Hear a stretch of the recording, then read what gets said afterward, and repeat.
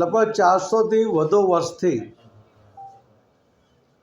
ભગવાન રામના જન્મભૂમિ અયોધ્યામાં રામ મંદિર બનવું જોઈએ એના અનેક પ્રકારના આંદોલનો થયા. અનેક લોકોએ કાર સેવા કરી, અનેક લોકોએ શહીદી ઓરી લીધી અને કેટલાય લોકોએ વર્ષો સુધી તપસ્યા કરી, વર્ષો સુધી બાધાઓ રાખી. કોઈએ મીઠાઈ છોડી, કોઈએ ચંપલ પહેરવાનું છોડ્યું, કોઈએ અલગ અલગ રીતે પોતાની લાગણીઓ વ્યક્ત કરી.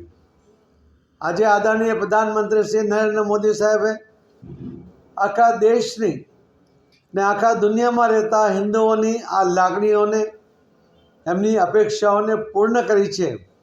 એના માટે આદરણીય પ્રધાનમંત્રી શ્રી નરેન્દ્ર મોદી સાહેબનો ખૂબ ખૂબ આભાર માનીએ છીએ અને એમને ખૂબ ખૂબ અભિનંદન પણ આપીએ છીએ.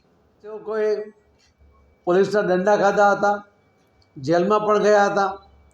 વિપક્ષી પાર્ટીઓ કે જે ભગવાન રામમાં શ્રદ્ધા રાખતી નહોતી એવા લોકોના જુલમો પણ સહન કર્યા હતા. આજે એમની આંતરડી ઠરી છે. એમને પણ એમના જીવતા જેવું રામ મંદિર બનવાને કારણે એમનો એક સંતોષની લાગણી સાથે એમનો જીવનનો ધ્યેય પૂરો થયો છે એ પ્રકારની લાગણી એઓ પણ વ્યક્ત કરી રહ્યા છે. આજે જ્યારે ફરીથી જ્યારે કાર સેવકોને અને શ્રદ્ધાળુઓને દરેક લોકસભામાંથી એક ટ્રેન દ્વારા મોકલવાની વ્યવસ્થા થઈ છે, એમાં અમે કાર સેવકોને પ્રાધાન્ય આપવાના છે.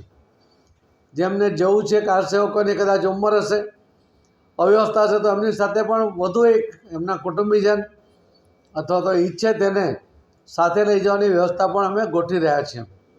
આ પહેલી એક લોકસભાની ટ્રેન પછી બીજી બધી ટ્રેનો દ્વારા પણ શ્રદ્ધાળુઓ જઈ શકે અને એમને કોઈપણ પ્રકારની અવ્યવસ્થા ન થાય એની પણ કાળજી રાખવામાં આવશે. સલામત પાછા આવે એની પણ વ્યવસ્થા પર ધ્યાન રાખે એવી હું આપના માધ્યમથી એમને વિનંતી કરું છું. ખૂબ ખૂબ ધન્યવાદ. જય શ્રી રામ. જય જય શ્રી રામ.